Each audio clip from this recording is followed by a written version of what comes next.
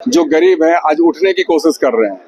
तो आप कहें कि अगर कोई संभ्रांत व्यक्ति या कोई संपन्न व्यक्ति क्या चाहेगा ऐसी योजना का लाभ लेना? जो भी पीड़ित हैं, जब कभी भी न्याय का दरवाजा खटखटाएंगे तो ऐसी आवाजें उठेंगी। शिक्षा, स्वास्थ्य ये सब का बजट घटाकर मैया समान योजना की राशि में बढ़ोतरी कर दी गई। हमारी भी चाहते हैं कि हर चीज व्यवस्थित तरीके से, बेहतर तरीके से चले। हमारी सरकार के ऊपर किसी तरीके से कोई अंगुली नहीं उठा सके। सबों की अपनी अपनी सोच होती है, अपनी अपनी राय होती है, अपनी अपनी तरीके से लोग बातों को रखते हैं। सदन में हमने कहा है कि खतियान के आधार विस्तार नीति और नियोजन नीति बनेगी, ये हमारी चाहते हैं और सरकार भी ये चाहती है।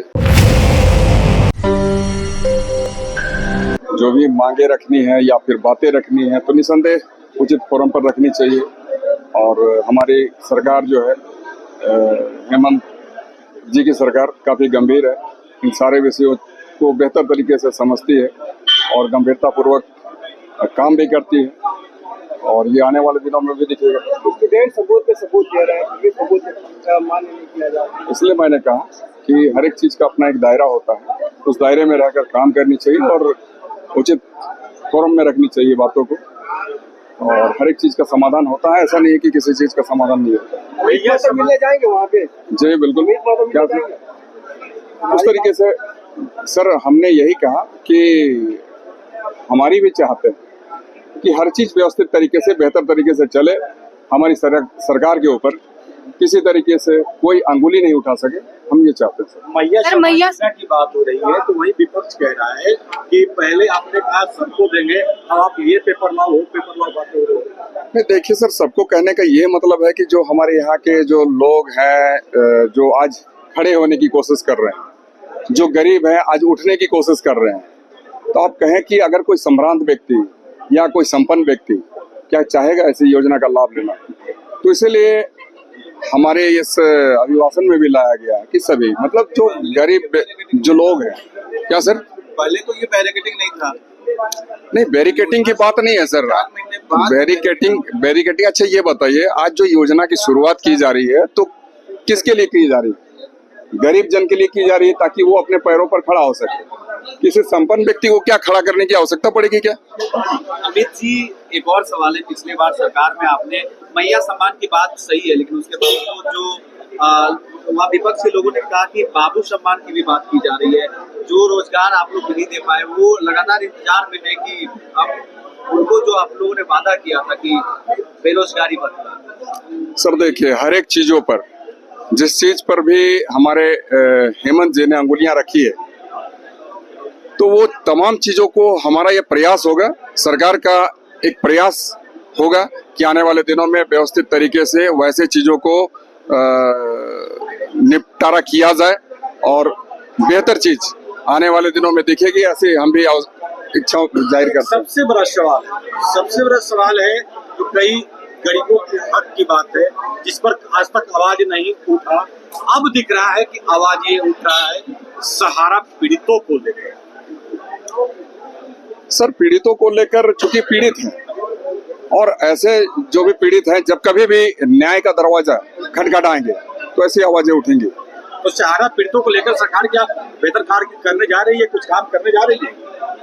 सर हम तो डिमांड कर रहे हैं कि ऐसे लोगों के साथ में न्याय होना चाहिए, और अगर हम ये न्याय की गुहार करते हैं तो कौन सी गलत काम करते हैं? सर कहा जा रहा है विपक्ष की तरफ से कि शिक्षा, स्वास्थ्य ये सब का बजट घटाकर मैया समान योजना की राशि में बढ़ोतरी कर दी गई। मतलब महिला विकास विभाग का जो ये है बजट है वो ज्यादा बढ़ाकर दिखाया गया है, ज्यादा बढ़ा दिया गया है। शिक्षा स्वास्थ्य की ज्यादा जरूरत है। बिल्कुल, जरूरतें बहुत सारी चीजें हैं और जरूरतों के हिसाब से कहीं ना कहीं हमारी सरकार भी गंभीर है, तमाम चीजों को भली भांति देख रही है, समझ रही है और उसके आधार पर चीजों का मूल्यांकन करते हुए उसे बेहतर करने की दिशा में आगे बढ़ भी रही है। और महिला सम्मान की बात करें तो मैया सम्मान योजना आज हमारी प्रदेश की जरूरत है, क्योंकि हमारी जो गरीब माँ बहनें हैं वो कैसे आत्मनिर्भर बने, कैसे स्वावलंबन की दिशा में आगे बढ़े, इसको लेकर एक प्रयास किया गया है। इस पर कोई टीका टिप्पणी विपक्ष वालों को नहीं करनी चाहिए। सर जयराम माँ तो कह रहे हैं कि 2,500 राशि दे रहे हैं, 2.5 लाख नौकरी थोड़ी दे दी है, कितना उड़ रहे हैं। अब सबों की अपनी अपनी सोच होती है, अपनी अपनी राय होती है, अपनी अपनी तरीके से लोग बातों को रखते हैं। 95,000 बहाली आएगी, ऐसा संबोधन में कहा गया है महामहिम के। और ऐसे में 3000 नौकरी का भी प्रक्रिया भी शुरू हो गया है, एक रिजल्ट भी आप जारी कर दिया, लेकिन स्थानीय नीति स्पष्ट नहीं है, नियोजन नीति स्पष्ट नहीं है। सर हमारे जो संविधान है उसमें भी स्थानीय नीति का जिक्र है कि कैसे हम नीतियों को निर्धारित करेंगे खतियान के आधार पर। हमारा जो घोषणा पत्र था, चुनावी घोषणा पत्र, उसमें भी ये तमाम चीजों का जिक्र किया कि खतियान के आधार पर स्थानीय नीति और नियोजन नीति। हमारे जो राज्यपाल महोदय का जो अभिभाषण आया उसमें भी इस बात का जिक्र है। और आने वाले दिनों में आप देखें, आज भी हमने सदन पर बातों को रखा है। सदन में हमने कहा है कि खतियान के आधार पर स्थानीय नीति और नियोजन नीति बनेगी, ये हमारी चाहते हैं और सरकार भी ये चाहती है। तो आने वाले दिनों में सर ये बनेगी। 75% वाला जो प्राइवेट कंपनीज प्राइवेट कंपनीज में तो सर ये हाईकोर्ट, देखिए चूंकि न्यायालय की बातें हैं, मैं इस पर टीका टिप्पणी नहीं करना चाहूंगा, लेकिन मैं कहना चाहता हूं कि ये जो दरवाजा है अंतिम दरवाजा नहीं है, इसके बाद में भी हमारे दरवाजे खुले हुए हैं। धन्यवाद। अमित महतो जी हमारे साथ हैं, हम बात अमित महतो हमारे साथ थे, सिल्ली से नवनिर्वाचित विधायक बने हैं। सुदेश महतो जैसी धुरी को हरा करके उन्होंने सिल्ली में विधानसभा का चुनाव जीता और सदन का आज जो आखिरी दिन था, सत्र का जो आखिरी दिन था, वो आज खत्म हो गया है, विशेष सत्र खत्म हो गया है। अब विधायकों के बाहर निकलने का सिलसिला जारी है, और भी विधायकों से बातचीत करने की कोशिश करेंगे।